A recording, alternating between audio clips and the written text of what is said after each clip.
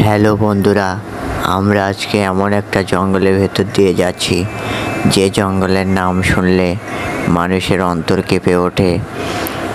এই রকম একটা জঙ্গলে আমি আপনাদেরকে দেখাবো কিভাবে। হ্যালো গাইস, আমরা এখন যাচ্ছি জঙ্গলের একদম ভেতরে। এই এনে সিঁড়ি নাই কিন্তু আবার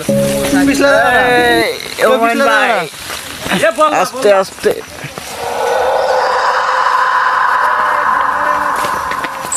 জঙ্গলের মধ্যে গেল বঙ্গল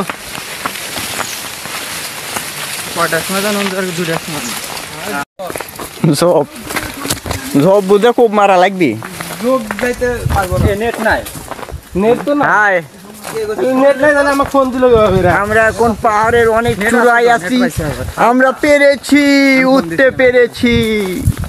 পাইছে নেট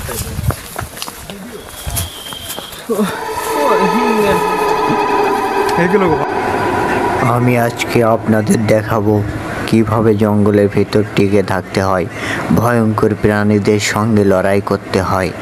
ঠিক আছে, আপনারা আমার সাথেই থাকুন।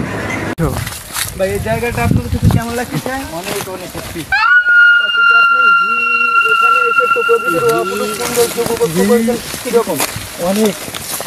আপনি কি খুশি অনেক? হ্যাঁ, অনেক খুশি আমি, অনেক আসতে পেরে অনেক খুশি আমি আসতে পেরে। আপনারা দেখতে পাচ্ছেন বন্য মানুষ। বন্য হলে আমরা সবাইকে বলবো যে আপনার মতো যেন এই জায়গাটা সবাই এসে পরিদর্শন করে। হ্যাঁ, আমিও বলতে চাই এই জায়গায় ঘুরতে আসে। ও আচ্ছা, ঠিক আছে ভাই, খুব আপনার কথা শুনে খুশি হলাম। আচ্ছা,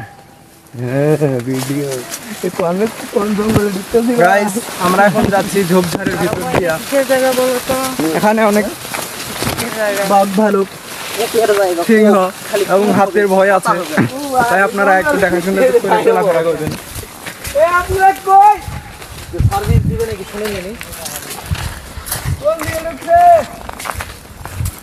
কিছু প্রশ্ন করবা?